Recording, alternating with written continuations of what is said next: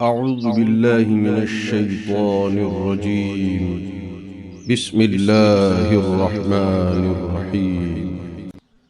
الحمد لله الذي أنزل على عبده الكتاب ولم يجعل له عوجا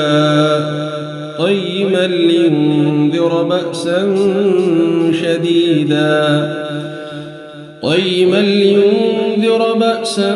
شديدا من لدنه ويبشر المؤمنين الذين يعملون الصالحات أن لهم أجرا حسنا ماكثين فيه أبدا وينذر الذين قالوا اتخذ الله ولدا ما لهم به من علم ولا لآبائهم كبرت كلمة تخرج من أفواههم إن يقولون إلا كذبا فلعلك باخع نفسك على آثارهم إن لم يؤمنوا بهذا الحديث أسفا إنا جعلنا ما على الأرض زينة لها لنبلوهم أيهم أحسن عملا وإنا لجاعلون ما عليها صعيدا جرزا أم حسبت أن أصحاب الكهف والرقيم كانوا من آياتنا عجبا أم حسبت أن أصحاب الكهف والرقيم كانوا من آياتنا عجبا إذ أوى الفتية إلى الكهف فقالوا ربنا آتنا من لدنك رحمة وهيئ لنا من أمرنا رشدا فضربنا على آذانهم في الكهف سنين عددا ثم بعثناهم لنعلم أي الحزبين أحصى لما لبثوا أمدا نحن نقص عليك نبأهم بالحق إنهم فتية آمنوا بربهم وزدناهم هدى وربطنا على قلوبهم إذ قاموا فقالوا ربنا رب السماوات والأرض لن ندعو من دونه إلها لقد قلنا إذا شططا هؤلاء قوم اتخذوا من دونه آلهة لولا يأتون عليهم بسلطان بين فمن أظلم ممن افترى على الله كذبا وإذ اعتزلتموهم وما يعبدون إلا الله فأووا إلى الكهف ينشر لكم ربكم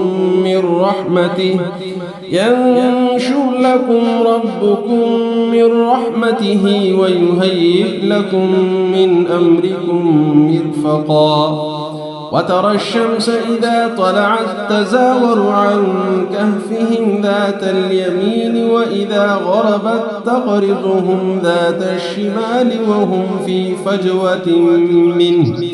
ذلك من آيات الله من يهد الله فهو المهتد ومن يضلل فلن تجد له وليا مرشدا وتحسبهم أيقاظا وهم رقود ونقلبهم ذات اليمين وذات الشمال وكلبهم باسط ذراعيه بالوصيد لو اطلعت عليهم لوليت منهم فرارا ولملئت منهم رعبا وكذلك بعثناهم ليتساءلوا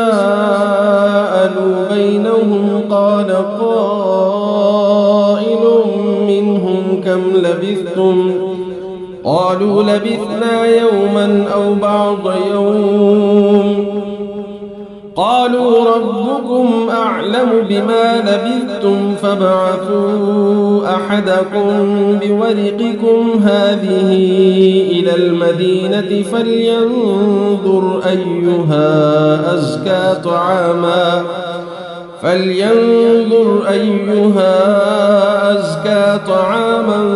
فليأتكم برزق منه وليتلطف ولا يشعرن بكم أحدا إنهم إن يظهروا عليكم يرجموكم أو يعيدوكم في ملتهم ولن تفلحوا إذا أبدا وكذلك أعثرنا عليهم ليعلموا أن وعد الله حق وأن الساعة لا ريب فيها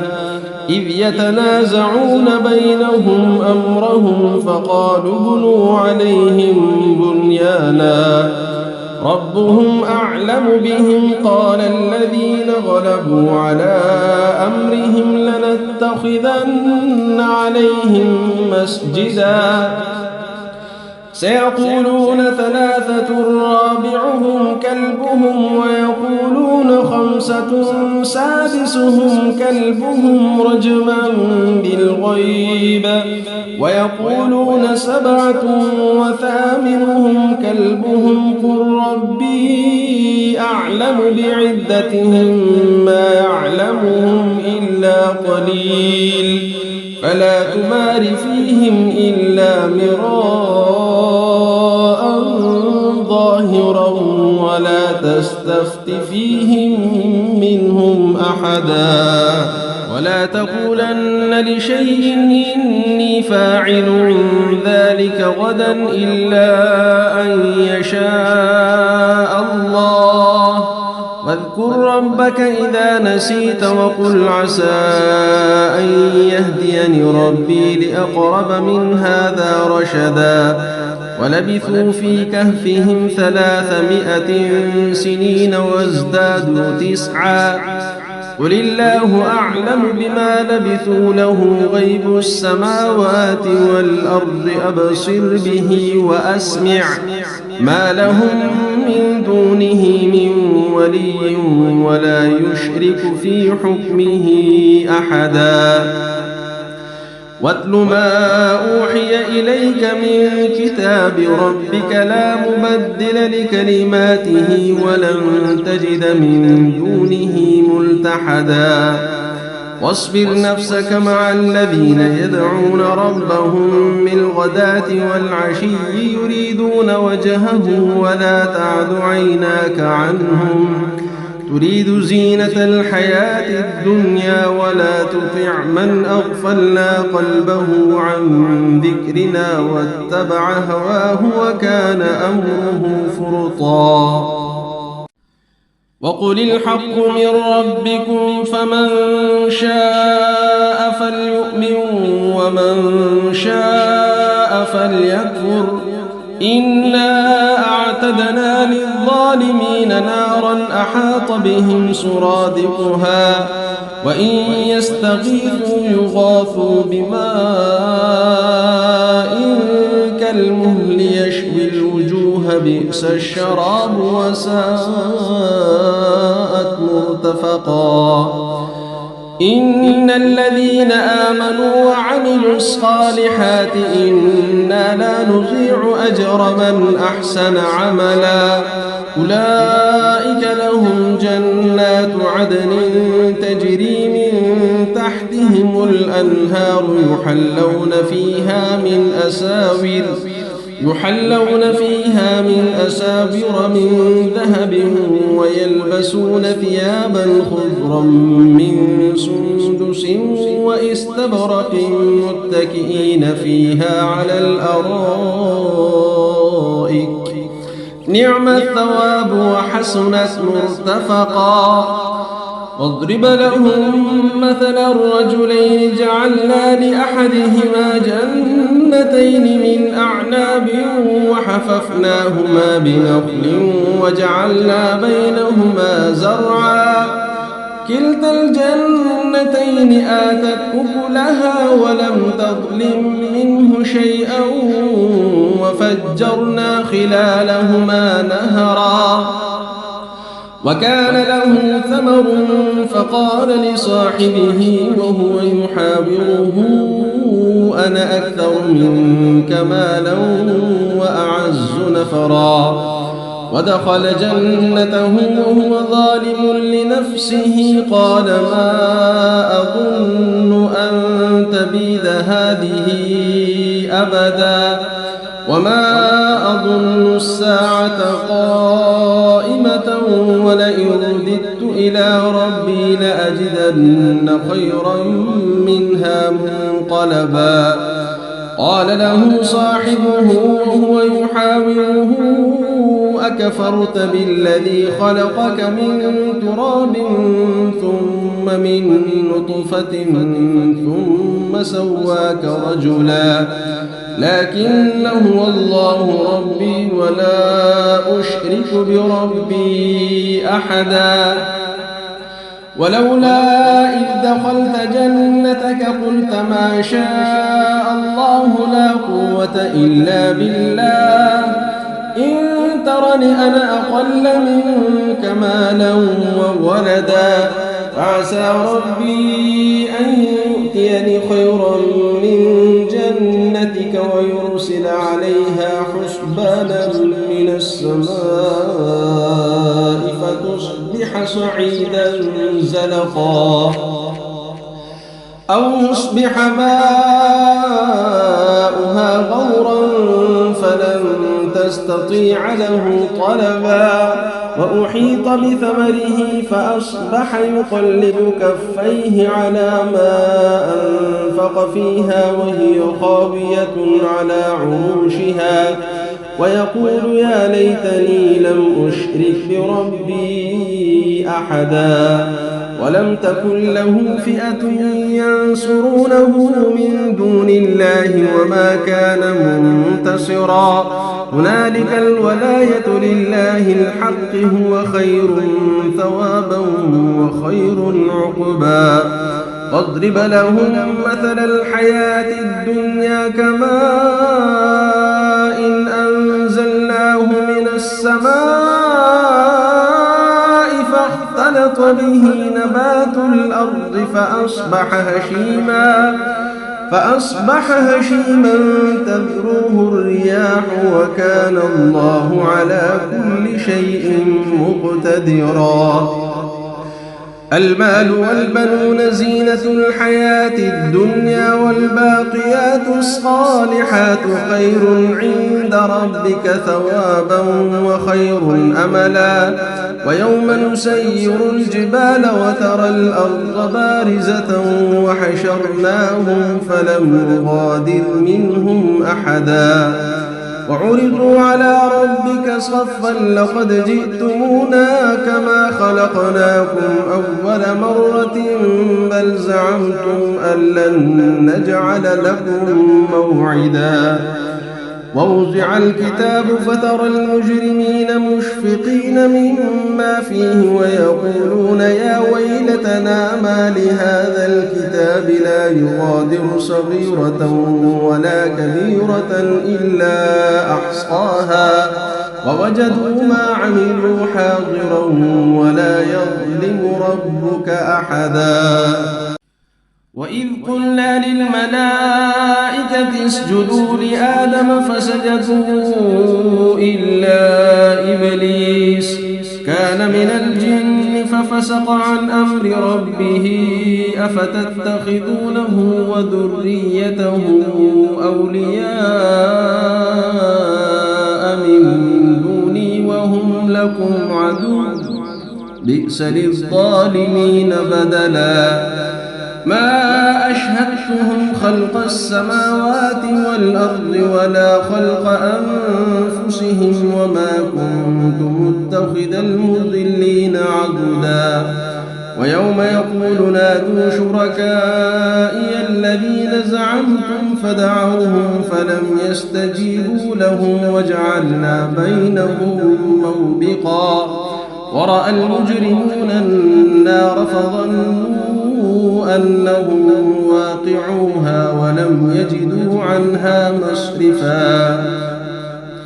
ولقد صرفنا في هذا القرآن للناس من كل مثل وكان الإنسان أكثر شيء جدلا وما منع الناس أن يؤمنوا إذ جاءهم الهدى ويستغفروا ربهم إلا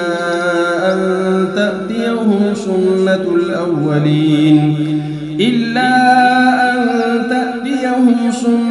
الأولين أو يأتيهم العذاب قبلا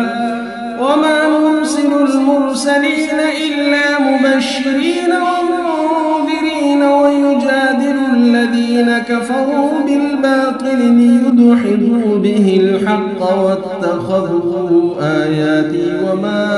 أنذروا هزوا ومن أظلم ممن ذكر بآيات ربه فأعرض عنها ونسي ما قدمت يداه إنا جعلنا على قلوبهم أكنة أن يفقهوه وفي آذانهم وقرا وإن تدعهم إلى الهدى فلن يهتدوا إذا أبدا ربك الغفور ذو الرحمة لو يؤاخذهم بما كسبوا لعجل لهم العذاب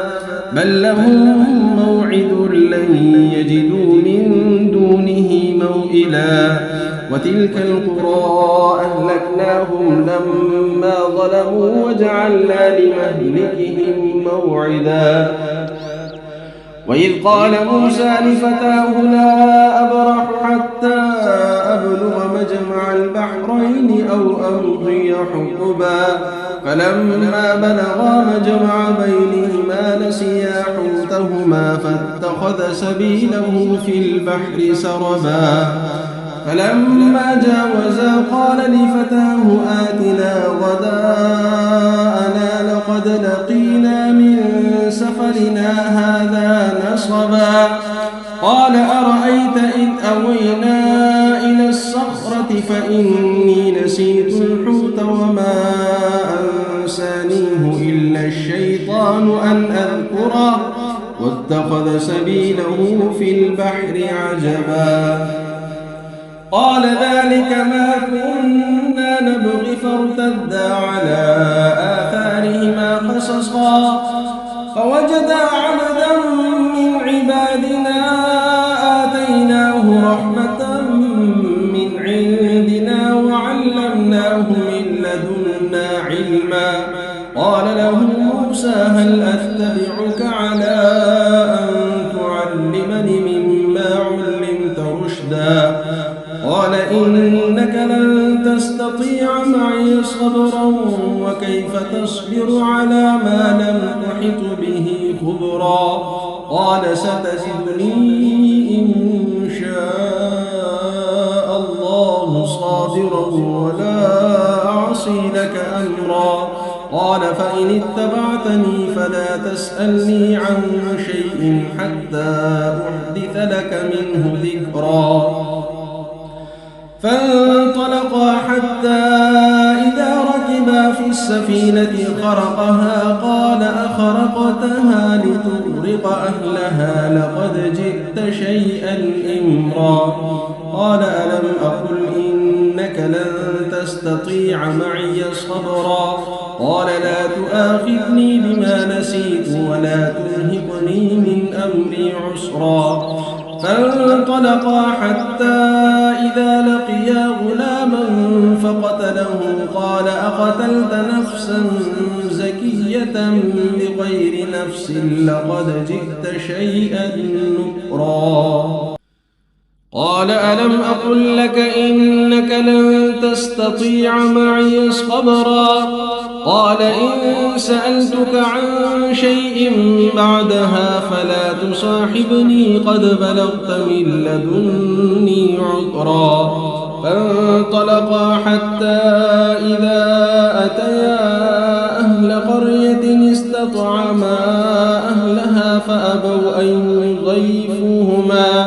فأبوا أن يضيفوهما فوجدا فيها جدارا يريد أن ينقض فأقامه قال لو شئت لاتخذت عليه أجرا قال هذا فراق بيني وبينك سأنبئك بتأويل ما لم تستطع عليه صبرا أما السفينة فكانت لمساكين يعملون في البحر فأردت أن أعيبها وكان وراءهم ملك يأخذ كل سفينة غصبا وأما الغلام فكان أبواه مؤمنين فخشينا أن يرهقهما طغيانا وكفرا فأردنا أن يبدلهما ربهما خيرا منه زكاة وأقرب رحما وأما الجدار فكان لغلامين يتيمين في المدينة وكان تحته كنز لهما وكان أبوهما صالحا فأراد ربك أن يبلغا أشدهما ويستخرجا كنزهما رحمة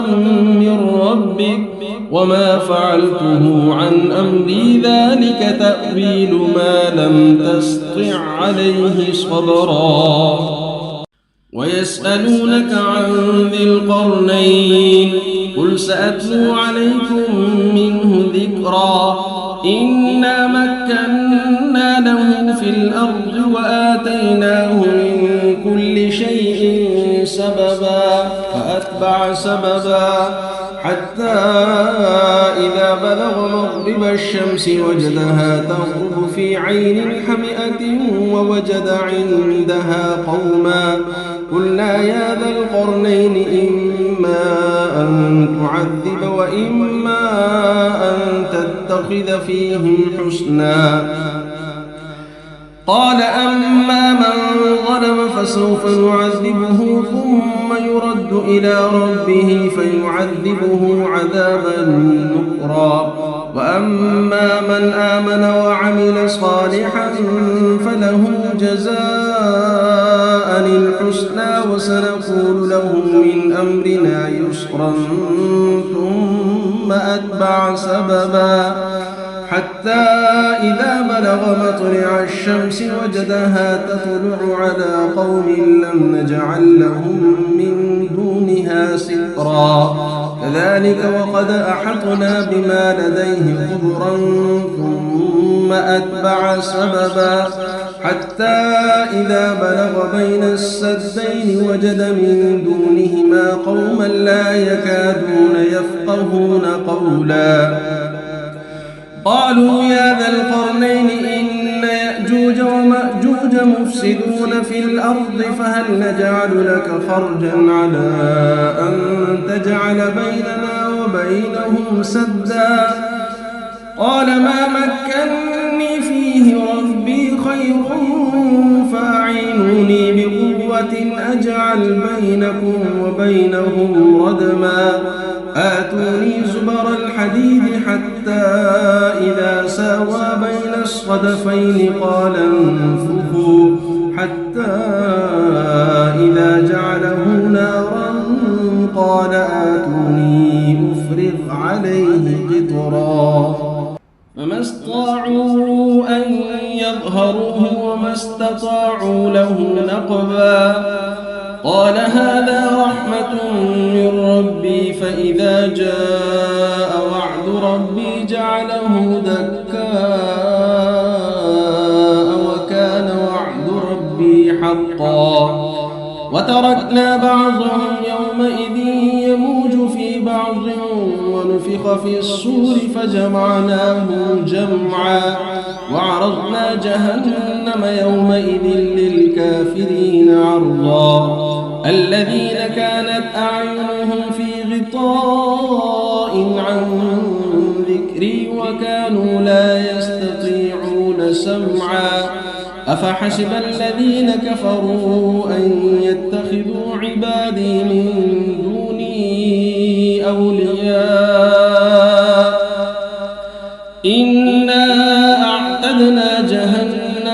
للكافرين نزلا قل هل ننبئكم بالأخسرين أعمالا الذين ضل سعيهم في الحياة الدنيا وهم يحسبون أنهم يحسنون صنعا أولئك الذين كفروا بآيات ربهم ولقائه فحبطت أعمالهم فلا نقيم لهم يوم القيامة وزنا ذلك جزاؤهم جهنم بما كفروا واتخذوا آياتي ورسلي هزوا إن الذين آمنوا وعملوا الصالحات كانت لهم جنات الفردوس نزلا خالدين فيها لا يبغون عنها حولا قل لو كان البحر مدادا لكلمات ربي لنفد البحر قبل أن تنفد كلمات ربي ولو جئنا بمثله مددا قل إنما أنا بشر مثلكم يوحى إلي أنما إلهكم إله واحد فمن كان يرجو لقاء ربه فليعمل عملا صالحا ولا يشرك بعبادة ربه أحدا صدق الله العظيم. أعوذ بالله من الشيطان الرجيم. بسم الله الرحمن الرحيم. الحمد لله الذي أنزل على عبده الكتاب ولم يجعل له عوجا قيما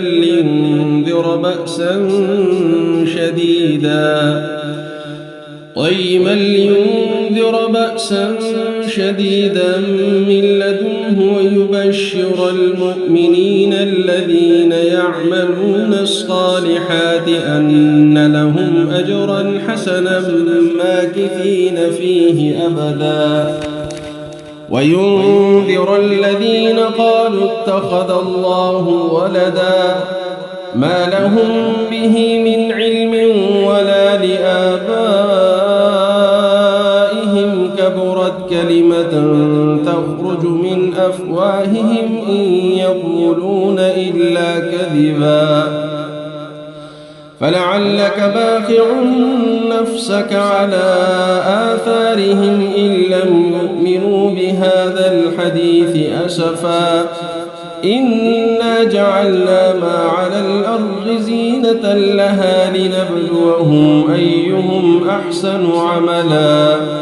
وإنا لجاعلون ما عليها صعيدا جرزا أم حسبت أن أصحاب الكهف والرقيم كانوا من آياتنا عجبا أم حسبت أن أصحاب الكهف والرقيم كانوا من آياتنا عجبا إذ أوى الفتية إلى الكهف فقالوا ربنا آتنا من لدنك رحمة وهيئ لنا من أمرنا رشدا فضربنا على آذانهم في الكهف سنين عددا ثم بعثناهم لنعلم أي الحزبين أحصى لما لبثوا أمدا نحن نقص عليك نبأهم بالحق إنهم فتية آمنوا بربهم وزدناهم هدى وربطنا على قلوبهم إذ قاموا فقالوا ربنا رب السماوات والأرض لن ندعو من دونه إلها لقد قلنا إذا شططا هؤلاء قوم اتخذوا من دونه آلهة لولا يأتون عليهم بسلطان بين فمن أظلم ممن افترى على الله كذبا وإذ اعتزلتموهم وما يعبدون إلا الله فأووا إلى الكهف ينشر لكم ربكم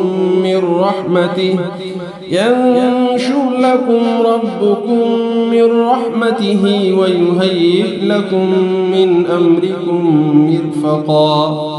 وترى الشمس إذا طلعت تزاور عن كهفهم ذات اليمين وإذا غربت تقرضهم ذات الشمال وهم في فجوة منه ذلك من آيات الله من يهد الله فهو المهتد ومن يضلل فلن تجد له وليا مرشدا وتحسبهم أيقاظا وهم رقود ونقلبهم ذات اليمين وذات الشمال وكلبهم باسط ذراعيه بالوصيد لو اطلعت عليهم لوليت منهم فرارا ولملئت منهم رعبا وكذلك بعثناهم ليتساءلوا بينهم قال قائل منهم كم لبثتم قالوا لبثنا يوما أو بعض يوم قالوا ربكم أعلم بما لبثتم فابعثوا أحدكم بورقكم هذه إلى المدينة فلينظر أيها أزكى طعاما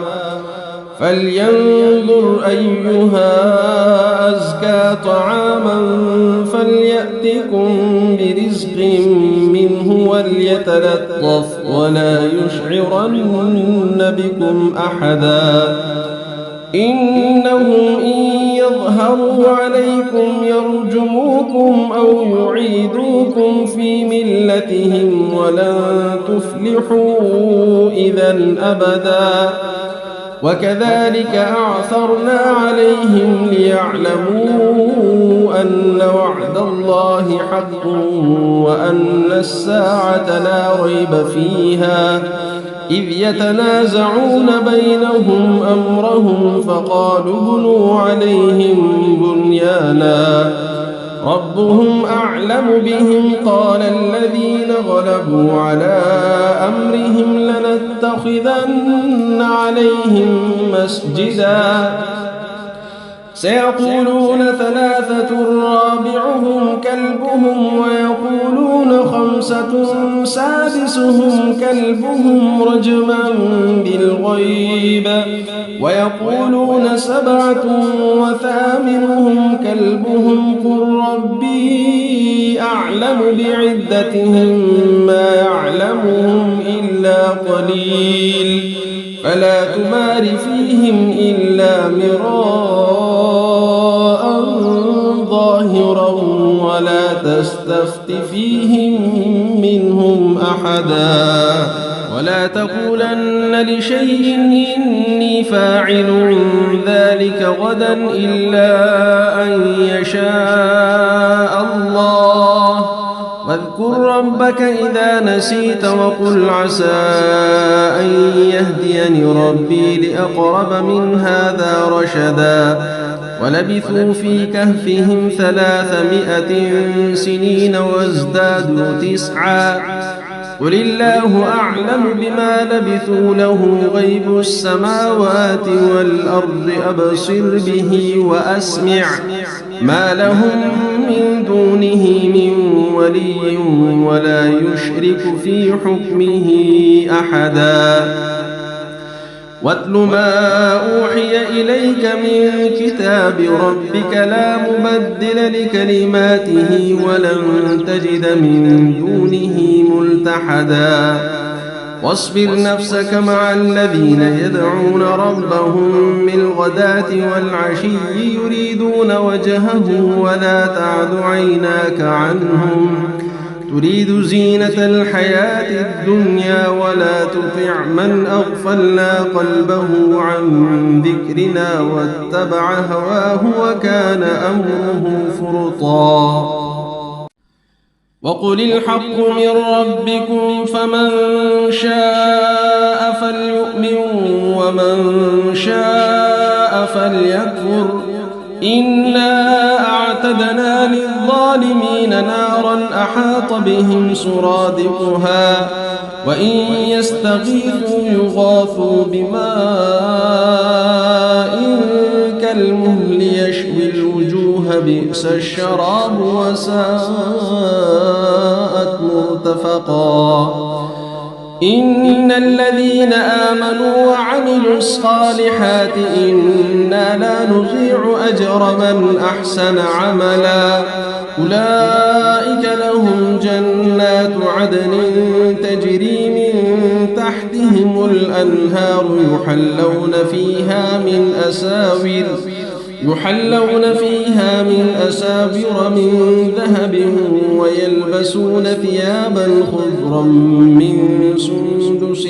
واستبرق متكئين فيها على الأرائك نعم الثواب وحسنت مرتفقا واضرب لهم مثلا الرجلين جعلنا لأحدهما جنتين من أعناب وحففناهما بنخل وجعلنا بينهما زرعا كلتا الجنتين آتت أكلها ولم تظلم منه شيئا وفجرنا خلالهما نهرا وكان له ثمر فقال لصاحبه وهو يحاوره أنا أكثر منك مالا وأعز نفرا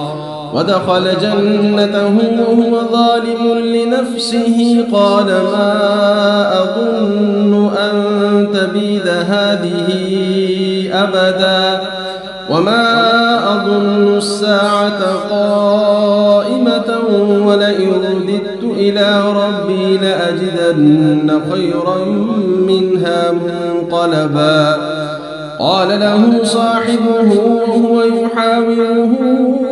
أكفرت بالذي خلقك من تراب ثم من نطفة ثم سواك رجلا لكن هو الله ربي ولا أشرك بربي أحدا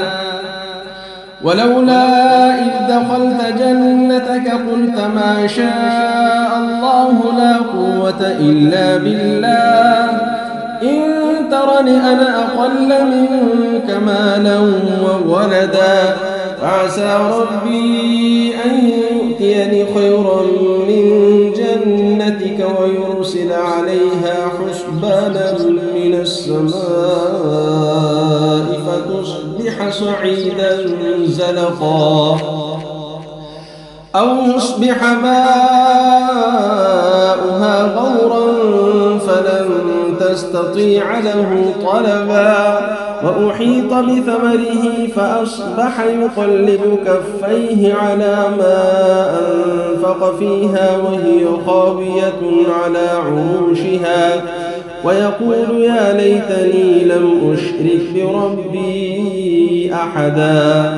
ولم تكن له فئة ينصرونه من دون الله وما كان منتصرا هنالك الولاية لله الحق هو خير ثوابا وخير عقبا واضرب لهم مثل الحياة الدنيا كماء أنزلناه من السماء فاختلط به نبات الأرض فأصبح هشيما تذروه الرياح وكان الله على كل شيء مقتدرا المال والبنون زينة الحياة الدنيا والباقيات الصالحات خير عند ربك ثوابا وخير أملا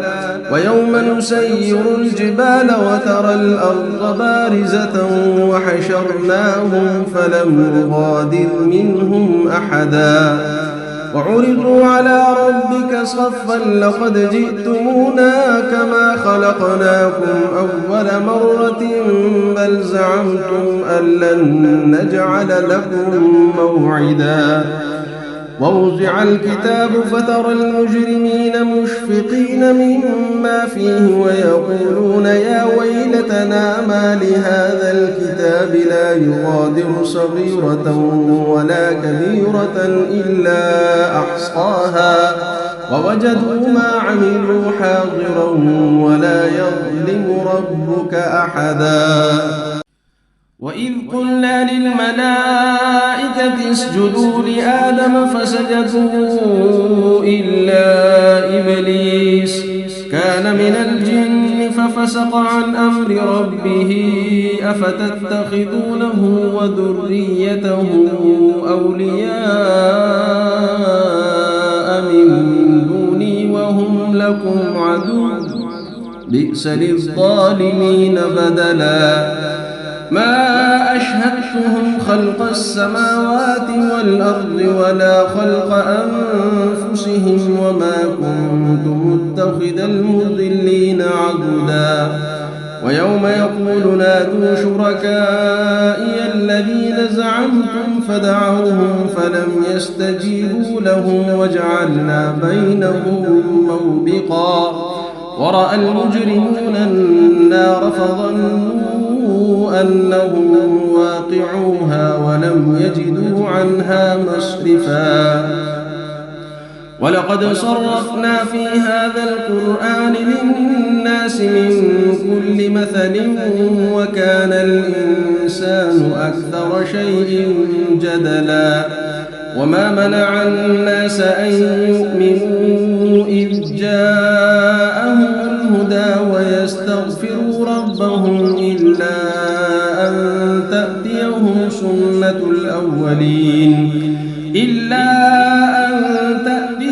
سنة الأولين أو يأتيهم العذاب قبلا. وما نرسل المرسلين إلا مبشرين ومنذرين ويجادل الذين كفروا بالباطل ليدحضوا به الحق واتخذوا آياتي وما أنذروا هزوا. ومن أظلم ممن ذكر بآيات ربه فأعرض عنها ونسي ما قدمت يداه إنا جعلنا على قلوبهم أكنة أن يفقهوه وفي آذانهم وقرا وإن تدعهم إلى الهدى فلن يهتدوا إذا أبدا. وربك الغفور ذو الرحمة لو يؤاخذهم بما كسبوا لعجل لهم العذاب بل لهم موعد لن يجدوا من دونه موئلا. وتلك القرى أهلكناهم لما ظلموا وجعلنا لمهلكهم موعدا. وإذ قال موسى لفتاه لا أبرح حتى أبلغ مجمع البحرين أو أمضي حقبا فلما بلغا مجمع بينهما نسيا حوتهما فاتخذ سبيله في البحر سربا. فلما جاوزا قال لفتاه آتنا غداءنا لقد لقينا من سفرنا هذا نصبا. قال أرأيت إذ أوينا إلى الصخرة فإني نسيت الحوت وما أنسانيه إلا الشيطان أن أذكره واتخذ سبيله في البحر عجبا. قال ذلك ما كنا نبغي فارتدا على آثارهما قصصا فوجدا عبدا من عبادنا آتيناه رحمة من عندنا وعلمناه من لدنا علما. قال له موسى هل أتبعك على أن تعلمني مما علمت رشدا. قال إنك لن تستطيع معي صبرا وكيف تصبر على ما لم تحط به خبرا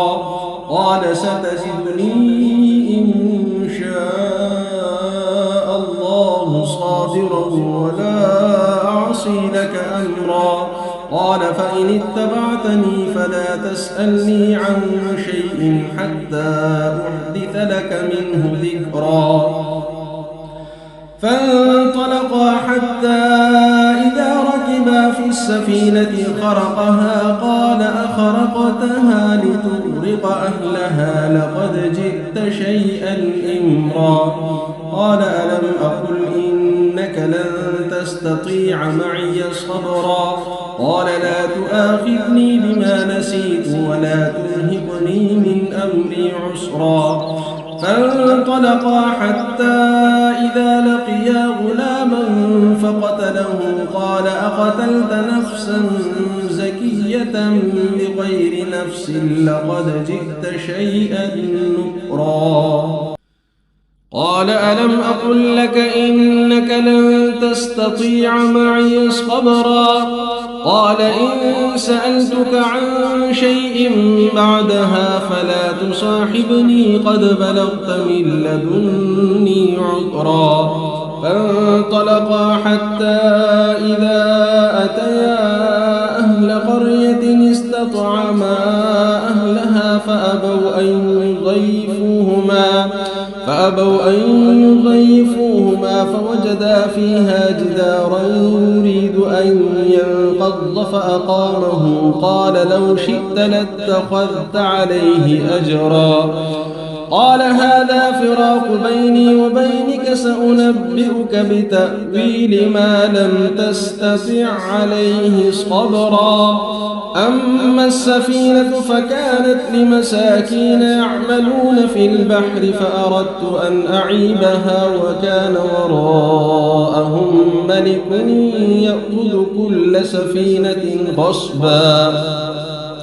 وأما الغلام فكان أبواه مؤمنين فخشينا أن يرهقهما طغيانا وكفرا فأردنا أن يبدلهما ربهما خيرا منه زكاة وأقرب رحما وأما الجدار فكان لغلامين يتيمين في المدينة وكان تحته كنز لهما وكان أبوهما صالحا فأراد ربك أن يبلغا أشدهما ويستخرجا كنزهما رحمة من ربك وما فعلته عن أمري ذلك تأويل ما لم تستطع عليه صبرا ويسألونك عن ذي القرنين قل سأتلو عليكم منه ذكرا إنا مكنا له في الأرض وآتيناه من كل شيء سببا فأتبع سببا حتى إذا بلغ مغرب الشمس وجدها تغرب في عين حمئة ووجد عندها قوما قلنا يا ذا القرنين إما أن تعذب وإما أن تتخذ فيهم حسنا قال أما من ظلم فسوف نعذبه ثم يرد إلى ربه فيعذبه عذابا نكرا وأما من آمن وعمل صالحا فله جزاء الحسنى وسنقول له من أمرنا يسرا ثم أتبع سببا حتى إذا بلغ مطلع الشمس وجدها تطلع على قوم لم نجعل لهم من دونها سترا كذلك وقد أحطنا بما لديه خبرا ثم أتبع سببا حتى إذا بلغ بين السدين وجد من دونهما قوما لا يكادون يفقهون قولا قالوا يا ذا القرنين إن يأجوج ومأجوج يفسدون في الأرض فهل نجعل لك خرجا على أن تجعل بيننا وبينهم سدا قال ما مكنني فيه ربي خير فأعينوني بقوة أجعل بينكم وبينهم ردما آتوني زبر الحديد حتى إذا ساوى بين الصدفين قال انفخوا حتى إذا جعله نارا قال آتوني أفرغ عليه قطرا فما استطاعوا أن يظهروه وما استطاعوا له نقبا قال هذا رحمة من ربي فإذا جاء وعد ربي جعله دكاء وكان وعد ربي حقا وتركنا بعضهم يومئذ يموج في بعض ونفخ في الصور فجمعناهم جمعا وعرضنا جهنم يومئذ للكافرين عرضا الذين كانت أعينهم في غطاء عن ذكري وكانوا لا يستطيعون سمعا أفحسب الذين كفروا أن يتخذوا عبادي من دوني أولياء إنا أعتدنا جهنم للكافرين نزلا قل هل ننبئكم بالأخسرين أعمالا الذين ضل سعيهم في الحياة الدنيا وهم يحسبون أنهم يحسنون صنعا أولئك الذين كفروا بآيات ربهم ولقائه فحبطت أعمالهم فلا نقيم لهم يوم القيامة وزنا ذلك جزاؤهم جهنم بما كفروا واتخذوا آياتي ورسلي هزوا إن الذين آمنوا وعملوا الصالحات كانت لهم جنات الفردوس نزلا خالدين فيها لا يبغون عنها حولا قل لو كان البحر مدادا لكلمات ربي لنفد البحر قبل أن تنفد كلمات ربي ولو جئنا بمثله مددا قل إنما أنا بشر مثلكم يوحى إلي أنما إلهكم إله واحد فمن كان يرجو لقاء ربه فليعمل عملا صالحا ولا يشرك بعبادة ربه أحدا صدق الله العظيم. أعوذ بالله من الشيطان الرجيم. بسم الله الرحمن الرحيم. الحمد لله الذي أنزل على عبده الكتاب ولم يجعل له عوجا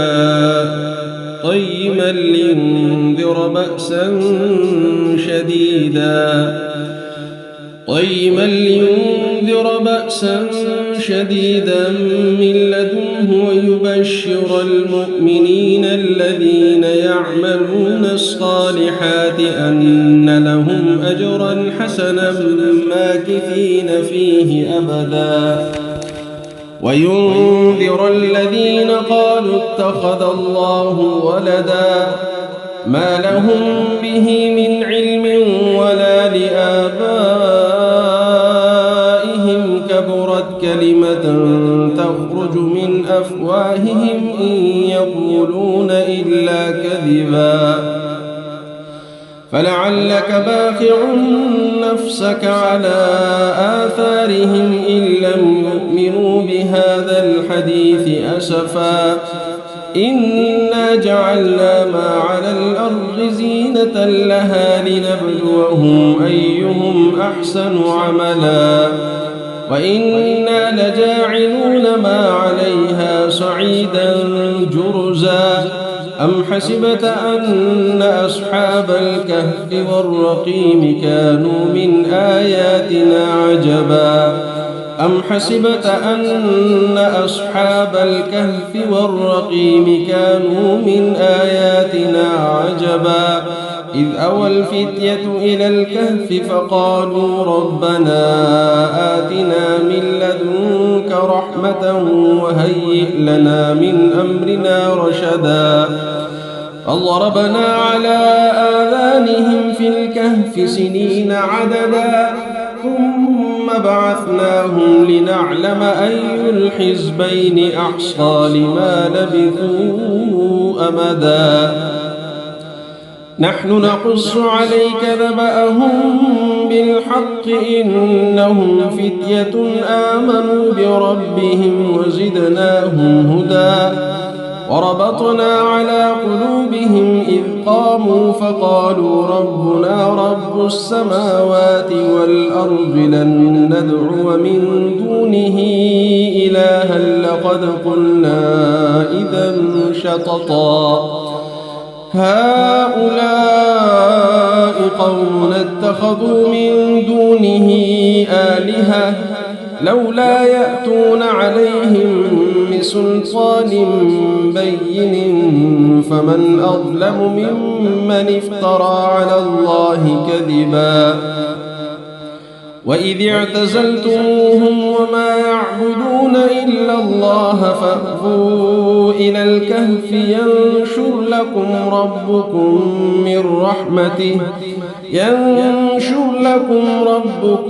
من رحمته ويهيئ لكم من أمركم مرفقا وترى الشمس إذا طلعت تزاور عن كهفهم ذات اليمين وإذا غربت تقرضهم ذات الشمال وهم في فجوة منه ذلك من آيات الله من يهد الله فهو المهتد ومن يضلل فلن تجد له وليا مرشدا وتحسبهم أيقاظا وهم رقود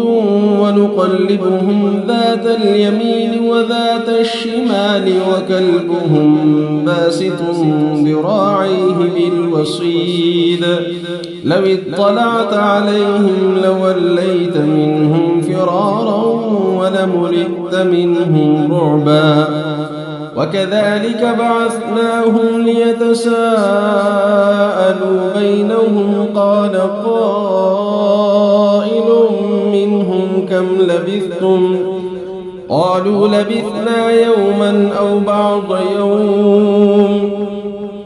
قالوا ربكم أعلم بما لبثتم فابعثوا أحدكم بورقكم هذه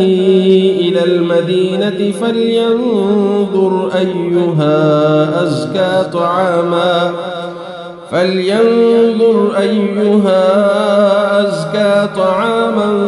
فليأتكم برزق منه وليتلطف ولا يشعرن بكم أحدا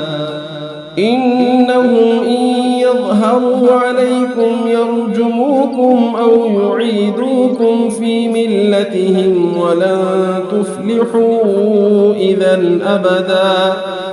وكذلك أعثرنا عليهم ليعلموا أن وعد الله حق وأن الساعة لا ريب فيها إذ يتنازعون بينهم أمرهم فقالوا ابنوا عليهم بنيانا ربهم أعلم بهم قال الذين غلبوا على أمرهم لنتخذن عليهم مسجدا سيقولون ثلاثة رابعهم كلبهم ويقولون خمسة سادسهم كلبهم رجما بالغيب ويقولون 7 وثامنهم كلبهم قل ربي أعلم بعدتهم ما يعلمهم إلا قليل فلا تمار فيهم إلا مراء ظاهرا ولا تستفت فيهم منهم أحدا ولا تقولن لشيء إني فاعل ذلك غدا إلا أن يشاء الله واذكر ربك إذا نسيت وقل عسى أن يهديني ربي لأقرب من هذا رشدا ولبثوا في كهفهم 300 سنين وازدادوا 9 قل الله أعلم بما لبثوا له غيب السماوات والأرض أبصر به وأسمع ما لهم من دونه من ولي ولا يشرك في حكمه أحدا واتل ما أوحي إليك من كتاب ربك لا مبدل لكلماته ولن تجد من دونه ملتحدا واصبر نفسك مع الذين يدعون ربهم بالغداة والعشي يريدون وجهه ولا تعد عيناك عنهم تريد زينة الحياة الدنيا ولا تطع من أغفلنا قلبه عن ذكرنا واتبع هواه وكان أمره فرطا وقل الحق من ربكم فمن شاء فليؤمن ومن شاء فليكفر إنا أعتدنا للظالمين نارا أحاط بهم سرادقها وإن يستغيثوا يغاثوا بماء كالمهل يشوي الوجوه بئس الشراب وساءت مرتفقا إن الذين آمنوا وعملوا الصالحات إنا لا نضيع أجر من أحسن عملا أولئك لهم جنات عدن تجري من تحتهم الأنهار يحلون فيها من أساور من ذهب ويلبسون ثيابا خضرا من سندس واستبرق متكئين فيها على الأرائك نعم الثواب وحسنت مرتفقا واضرب لهم مثل الرجلين جعلنا لأحدهما جنتين من أعناب وحففناهما بنخل وجعلنا بينهما زرعا كلتا الجنتين آتت أكلها ولم تظلم منه شيئا وفجرنا خلالهما نهرا وكان له ثمر فقال لصاحبه وهو يحاوره أنا أكثر منك مالا وأعز نفرا ودخل جنته وهو ظالم لنفسه قال ما أظن أن تبيد هذه أبدا وما أظن الساعة قائمة ولئن رددت إلى ربي لأجدن خيرا منها منقلبا قال له صاحبه وهو يحاوره أكفرت بالذي خلقك من تراب ثم من نطفة ثم سواك رجلا لكن هو الله ربي ولا أشرك بربي أحدا ولولا إذ دخلت جنتك قلت ما شاء الله لا قوة إلا بالله إن ترى قال أنا أقل منك مالا وولدا فعسى ربي أن يؤتيني خيرا من جنتك ويرسل عليها حسبانا من السماء فتصبح صعيدا زلقا أو يصبح ماؤها غورا فلن تستطيع له طلبا وأحيط بثمره فأصبح يقلب كفيه على ما أنفق فيها وهي خاوية على عروشها ويقول يا ليتني لم أشرك بربي أحدا ولم تكن له فئة ينصرونه من دون الله وما كان منتصرا هنالك الولاية لله الحق هو خير ثوابا وخير عقبا واضرب لهم مثل الحياة الدنيا كماء إن أنزلناه من السماء فاختلط به نبات الأرض فأصبح هشيما تذروه الرياح وكان الله على كل شيء مقتدرا المال والبنون زينة الحياة الدنيا والباقيات الصالحات خير عند ربك ثوابا وخير أملا ويوم نسير الجبال وترى الأرض بارزة وحشرناهم فلم نغادر منهم أحدا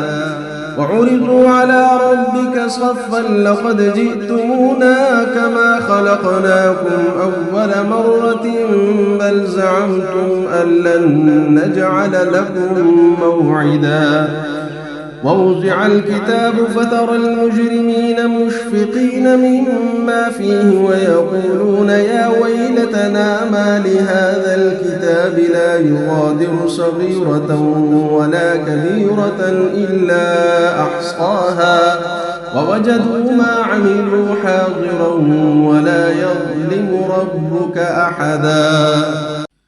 وإذ قلنا للملائكة اسجدوا لآدم فسجدوا إلا إبليس كان من الجن ففسق عن أمر ربه أفتتخذونه وذريته أولياء من دوني وهم لكم عدو بئس للظالمين بدلا ما أشهدتهم خلق السماوات والأرض ولا خلق أنفسهم وما كنت متخذ المضلين عضدا ويوم يقول نادوا شركائي الذين زعمتم فدعوهم فلم يستجيبوا لهم وجعلنا بينهم موبقا ورأى المجرمون النار فظنوا أنهم واقعوها ولم يجدوا عنها مصرفا ولقد صرفنا في هذا القرآن للناس من كل مثل وكان الإنسان أكثر شيء جدلا وما منع الناس أن يؤمنوا إذ جاءهم الهدى ويستغفروا ربهم إلا أن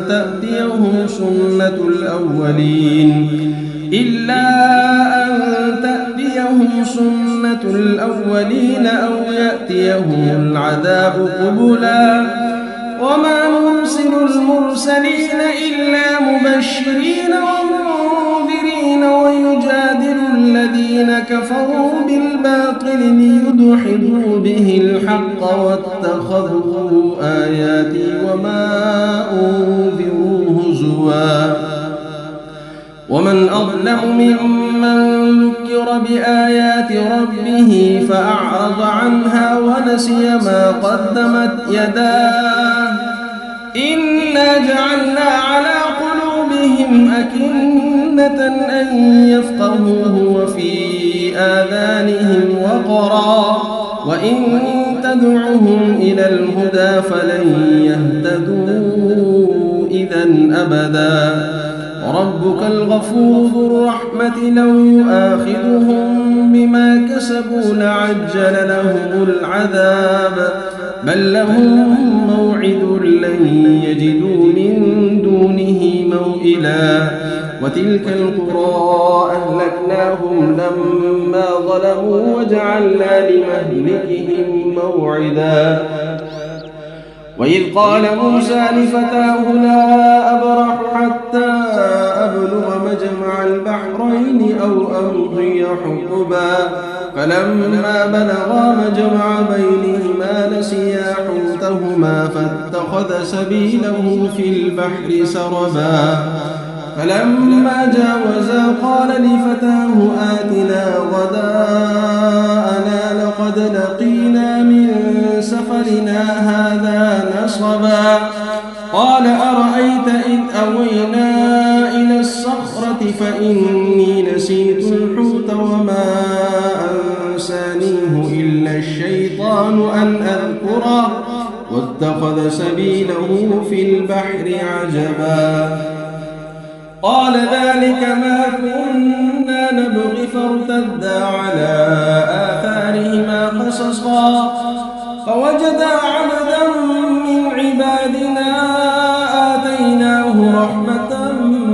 من عندنا وعلمناه من لدنا علما قال له موسى هل أتبعك على أن تعلمني مما علمت رشدا قال إنك لن تستطيع معي صبرا وكيف تصبر على ما لم تحط به خبرا قال ستجدني إن شاء الله صابرا ولا أعصي لك أمرا قال فإن اتبعتني فلا تسألني عن شيء حتى أحدث لك منه ذكرا فانطلقا حتى إذا ركبا في السفينة خرقها قال أخرقتها لتغرق أهلها لقد جئت شيئا إمرا قال ألم أقل إنك لن تستطيع معي صبرا قال لا تؤاخذني بما نسيت ولا ترهقني من أمري عسرا فانطلقا حتى إذا لقيا غلاما فقتله قال أقتلت نفسا زكية بغير نفس لقد جئت شيئا نكرا قال ألم أقل لك إنك لن تستطيع معي صبرا قال إن سألتك عن شيء بعدها فلا تصاحبني قد بلغت من لدني عذرا فانطلقا حتى إذا أتيا أهل قرية استطعما أهلها فأبوا أن يضيفوهما فوجدا فيها جدارا يريد أن ينقض فأقامه قال لو شئت لاتخذت عليه أجرا قال هذا فراق بيني وبينك سأنبئك بتأويل ما لم تستطع عليه صبرا أما السفينة فكانت لمساكين يعملون في البحر فأردت أن أعيبها وكان وراءهم ملك يأخذ كل سفينة غصبا وأما الغلام فكان أبواه مؤمنين فخشينا أن يرهقهما طغيانا وكفرا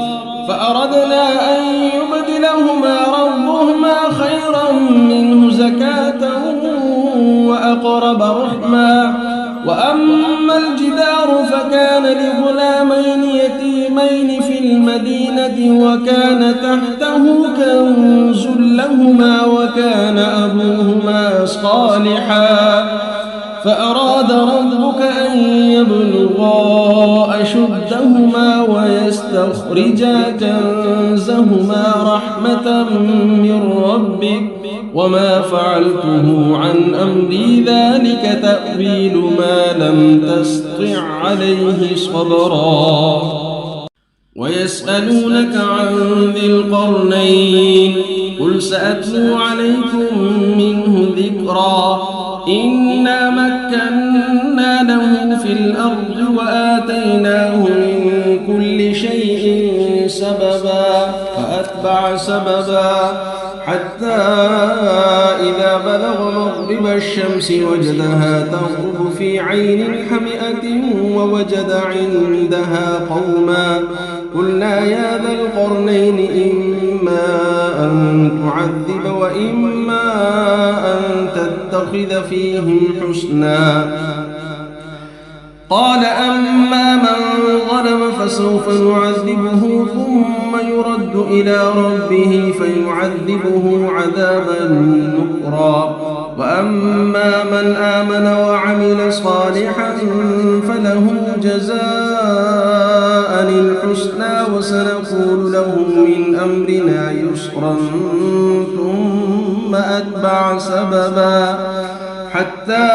إذا بلغ مطلع الشمس وجدها تطلع على قوم لم نجعل لهم من دونها سترا كذلك وقد أحطنا بما لديه خبرا ثم أتبع سببا حتى إذا بلغ بين السدين وجد من دونهما قوما لا يكادون يفقهون قولا قالوا يا ذا القرنين إن يأجوج ومأجوج مفسدون في الأرض فهل نجعل لك خرجا على أن تجعل بيننا وبينهم سدا قال ما مكني فيه ربي خير فأعينوني بقوة أجعل بينكم وبينهم ردما آتوني زبر الحديد حتى إذا ساوى بين الصدفين قال انفخوا حتى إذا جعله نارا قال آتوني أفرغ عليه قطرا فما استطاعوا أن يظهروه وما استطاعوا له نقبا قال هذا رحمة من ربي فإذا جاء وعد ربي جعله دكاء وكان وعد ربي حقا وتركنا بعضهم يومئذ يموج في بعض ونفخ في الصور فجمعناهم جمعا وعرضنا جهنم يومئذ للكافرين عرضا الذين كانت أعينهم في غطاء عن ذكري وكانوا لا يستطيعون سمعا أفحسب الذين كفروا أن يتخذوا عبادي من دوني أولياء إنا أعتدنا جهنم للكافرين نزلا قل هل ننبئكم بالأخسرين أعمالا الذين ضل سعيهم في الحياة الدنيا وهم يحسبون أنهم يحسنون صنعا أولئك الذين كفروا بآيات ربهم ولقائه فحبطت أعمالهم فلا نقيم لهم يوم القيامة وزنا ذلك جزاؤهم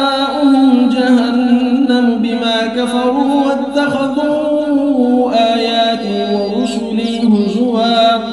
إن الذين آمنوا وعملوا الصالحات كانت لهم جنات الفردوس نزلا خالدين فيها لا يبغون عنها حولا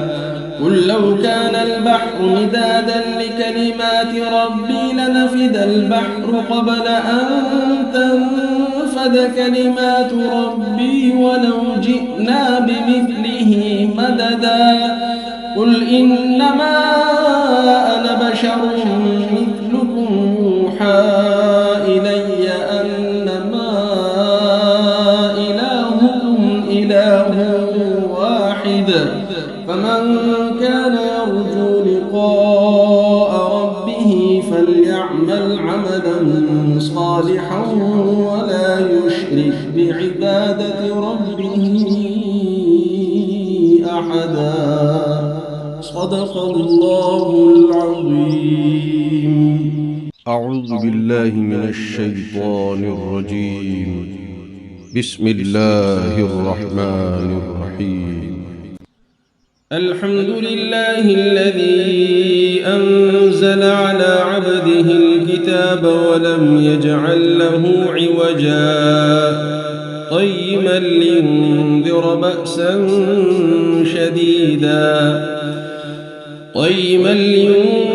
بأسا شديدا من لدنه ويبشر المؤمنين الذين يعملون الصالحات أن لهم أجرا حسنا ماكثين فيه أبدا وينذر الذين قالوا اتخذ الله ولدا ما لهم به من علم ولا لآبائهم كبرت كلمة تخرج من أفواههم إن يقولون إلا كذبا فلعلك باخع نفسك على آثارهم إن لم يؤمنوا بهذا الحديث أسفا إنا جعلنا ما على الأرض زينة لها لنبلوهم أيهم أحسن عملا وإنا لجاعلون ما عليها صعيدا جرزا أم حسبت أن أصحاب الكهف والرقيم كانوا من آياتنا عجبا أم حسبت أن أصحاب الكهف والرقيم كانوا من آياتنا عجبا إذ أوى الفتية إلى الكهف فقالوا ربنا آتنا من لدنك رحمة وهيئ لنا من أمرنا رشدا فضربنا على آذانهم في الكهف سنين عددا ثم بعثناهم لنعلم أي الحزبين أحصى لما لبثوا أمدا نحن نقص عليك نبأهم بالحق إنهم فتية آمنوا بربهم وزدناهم هدى وربطنا على قلوبهم إذ قاموا فقالوا ربنا رب السماوات والأرض لن ندعو من دونه إلها لقد قلنا إذا شططا هؤلاء قوم اتخذوا من دونه آلهة لولا يأتون عليهم بسلطان بين فمن أظلم ممن افترى على الله كذبا وإذ اعتزلتموهم وما يعبدون إلا الله فأووا إلى الكهف ينشر لكم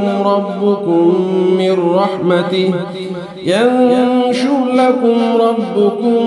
من رحمته ويهيئ لكم من أمركم مرفقا وترى الشمس إذا طلعت تزاور عن كهفهم ذات اليمين وإذا غربت تقرضهم ذات الشمال وهم في فجوة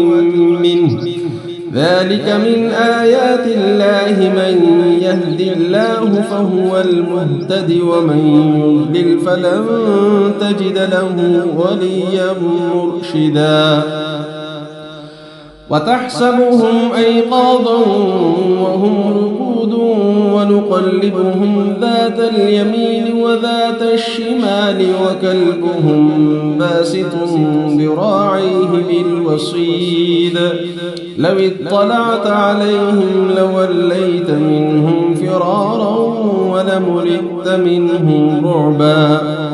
وكذلك بعثناهم ليتساءلوا بينهم قال قائل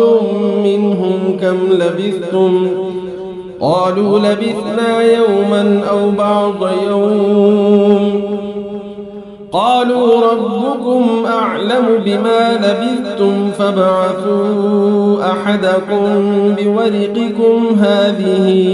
إلى المدينة فلينظر أيها أزكى طعاما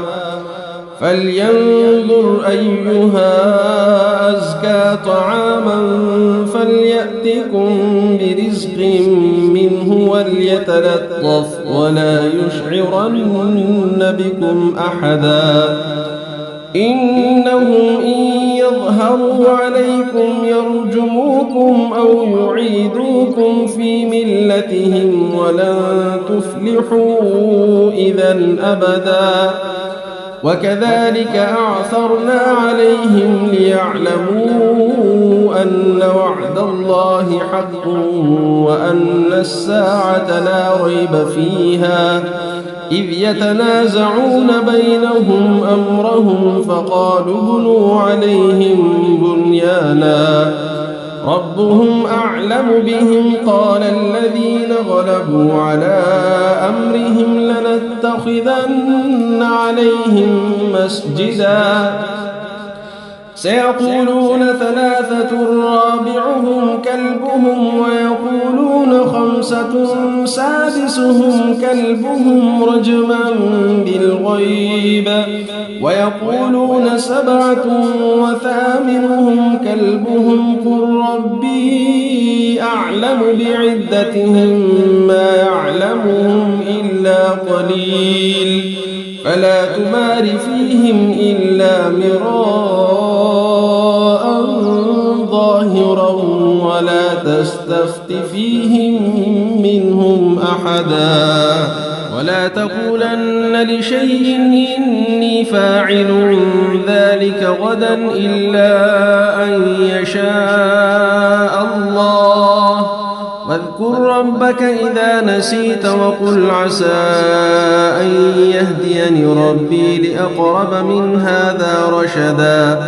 ولبثوا في كهفهم 300 سنين وازدادوا 9 قل الله أعلم بما لبثوا له غيب السماوات والأرض أبصر به وأسمع ما لهم من دونه من ولي ولا يشرك في حكمه أحدا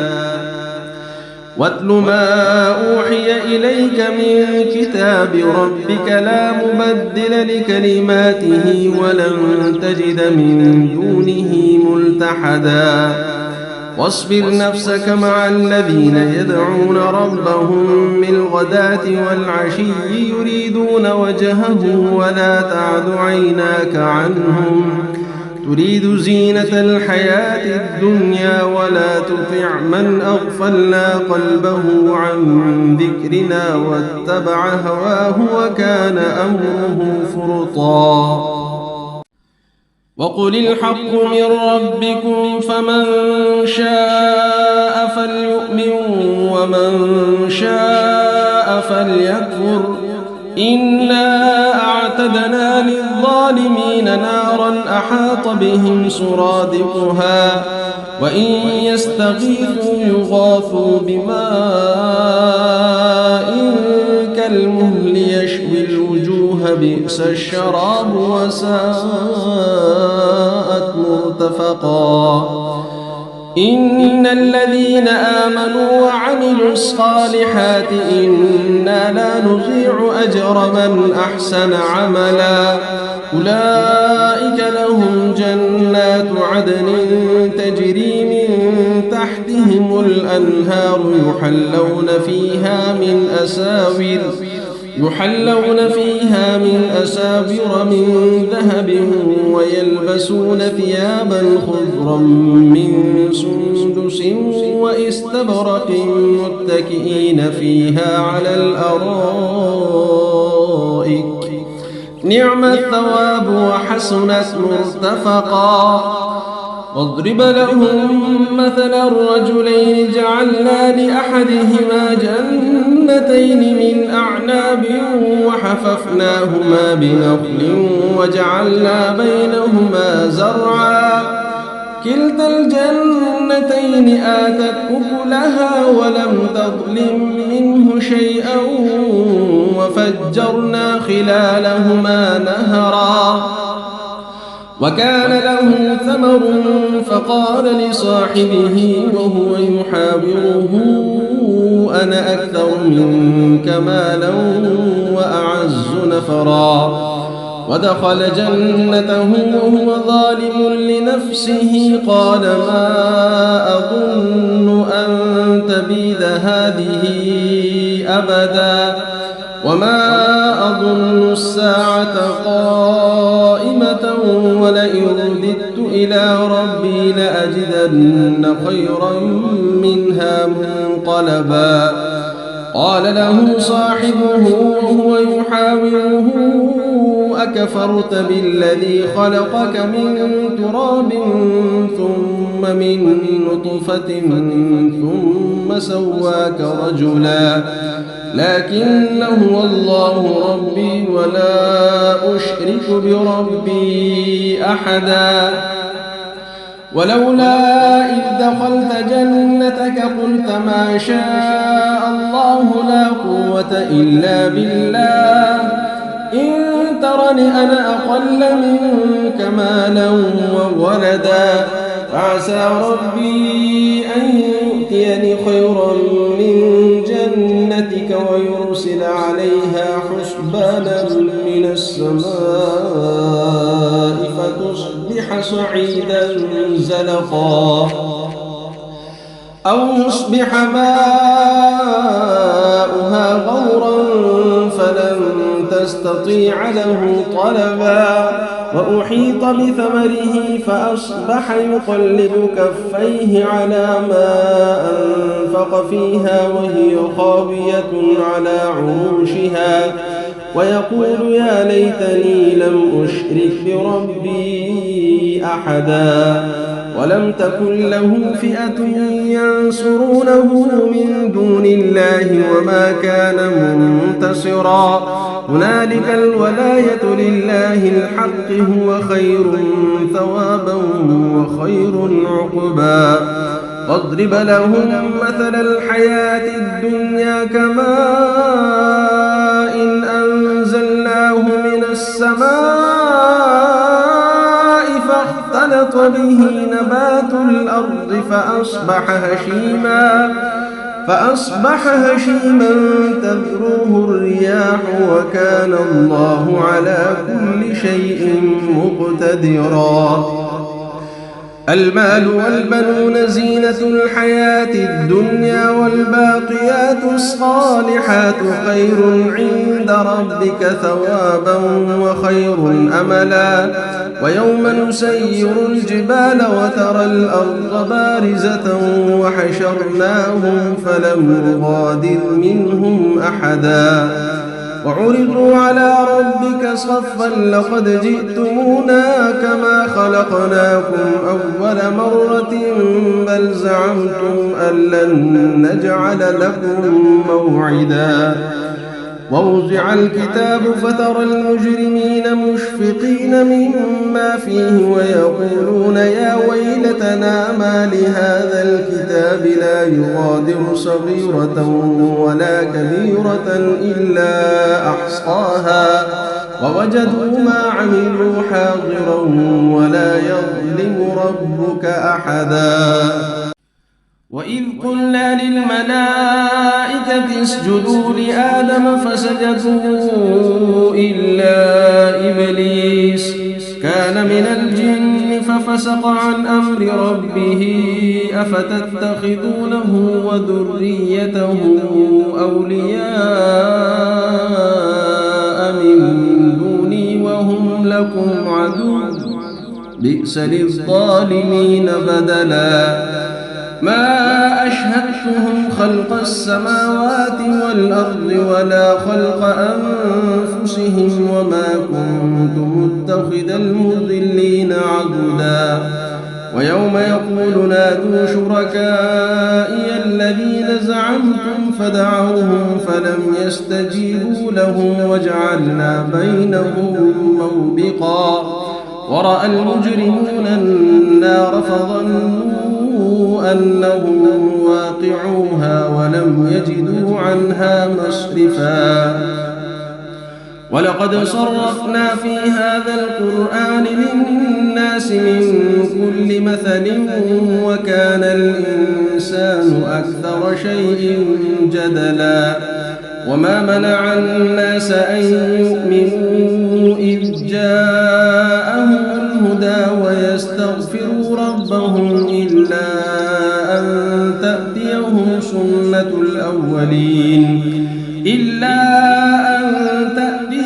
سنة الأولين أو يأتيهم العذاب قبلا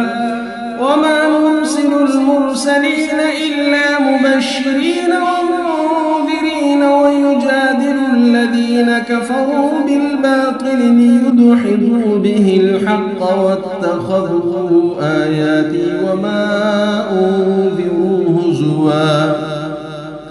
ومن أظلم ممن ذكر بآيات ربه فأعرض عنها ونسي ما قدمت يداه إنا جعلنا على قلوبهم أكنة أن يفقهوه وفي آذانهم وقرا وإن تدعهم إلى الهدى فلن يهتدوا إذن أبدا وربك الغفور ذو الرحمة لو يؤاخذهم بما كسبوا لعجل لهم العذاب بل لهم موعد لن يجدوا من دونه موئلا وتلك القرى أهلكناهم لما ظلموا وجعلنا لمهلكهم موعدا وإذ قال موسى لفتاه لا أبرح حتى أبلغ مجمع البحرين أو أمضي حقبا فلما بلغا مجمع بينهما نسيا حوتهما فاتخذ سبيله في البحر سربا فلما جاوزا قال لفتاه آتنا غداءنا لقد لقينا من سفرنا هذا نصبا قال أرأيت إذ أوينا إلى الصخرة فإني نسيت الحوت وما أنسانيه إلا الشيطان أن أذكره واتخذ سبيله في البحر عجبا قال ذلك ما كنا نبغي فارتدا على آثارهما قصصا فوجدا عبدا من عبادنا آتيناه رحمة من عندنا وعلمناه من لدنا علما قال له موسى هل أتبعك على أن تعلمني مما علمت رشدا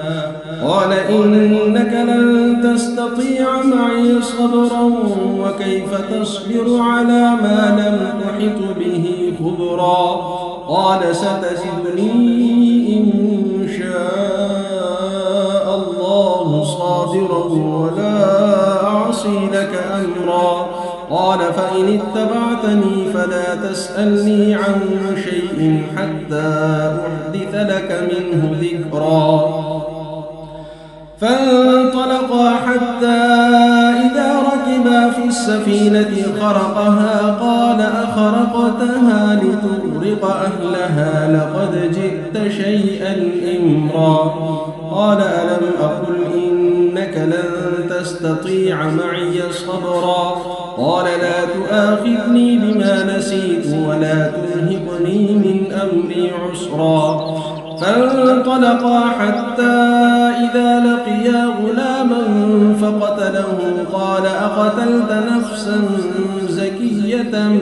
بغير نفس لقد جئت شيئا نكرا قال ألم أقل لك إنك لن تستطيع معي صبرا قال إن سألتك عن شيء بعدها فلا تصاحبني قد بلغت من لدني عذرا. فانطلقا حتى إذا أتيا أهل قرية استطعما أهلها فأبوا أن يضيفوهما فوجدا فيها جدارا يريد أن ينقض فأقامه. قال لو شئت لاتخذت عليه أجرا. قال هذا فراق بيني وبينك سأنبئك بتأويل ما لم تستطع عليه صبرا. أما السفينة فكانت لمساكين يعملون في البحر فأردت أن أعيبها وكان وراءهم ملك يأخذ كل سفينة غصبا. وأما الغلام فكان أبواه مؤمنين فخشينا أن يرهقهما طغيانا وكفرا فأردنا أن يبدلهما ربهما خيرا منه زكاة وأقرب رحما. وأما الجدار فكان لغلامين يتيمين في المدينة وكان تحته كنز لهما وكان أبوهما صالحا فأراد ربك أن يبلغا أشدهما ويستخرجا كنزهما رحمة من ربك وما فعلته عن أمري ذلك تأويل ما لم تسطع عليه صبرا. ويسألونك عن ذي القرنين قل سأتلو عليكم منه ذكرا. إنا مكنا له في الأرض وآتيناه من كل شيء سببا فأتبع سببا حتى إذا بلغ مغرب الشمس وجدها تغرب في عين حمئة ووجد عندها قوما قلنا يا ذا القرنين إما أن تعذب وإما أن تتخذ فيهم حسنا. قال أما من ظلم فسوف نعذبه ثم يرد إلى ربه فيعذبه عذابا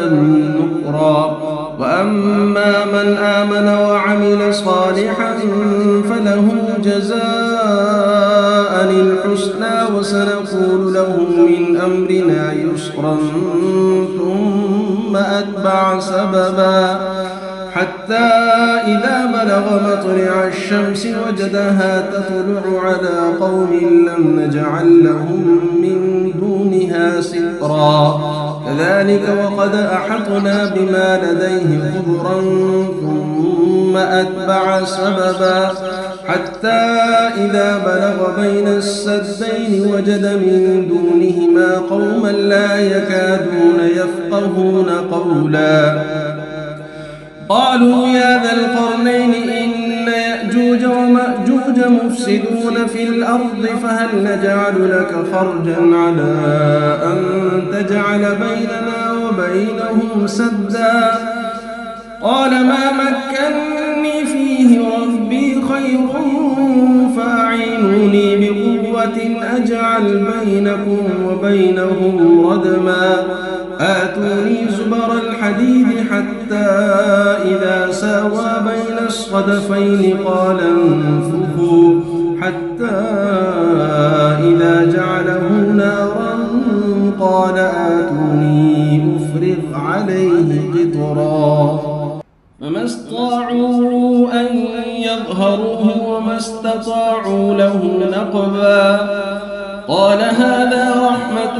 من ربي فإذا جاء وعد ربي جعله دكاء وكان وعد ربي حقا. وتركنا بعضهم يومئذ يموج في بعض ونفخ في الصور فجمعناه جمعا وعرضنا جهنم يومئذ للكافرين عرضا. الذين كانت أعينهم في غطاء عن ذكري وكانوا لا يستطيعون سمعا أفحسب الذين كفروا أن يتخذوا عبادي من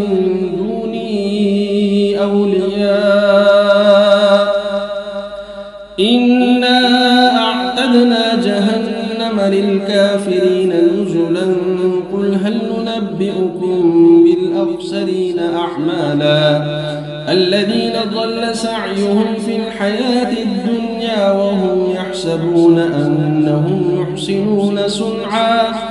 أولئك الذين كفروا بآيات ربهم ولقائه فحبطت أعمالهم فلا نقيم لهم يوم القيامة وزنا ذلك جزاؤهم جهنم بما كفروا واتخذوا آياتي ورسلي هزوا إن الذين آمنوا وعملوا الصالحات كانت لهم جنات الفردوس نزلا خالدين فيها لا يبغون عنها حولا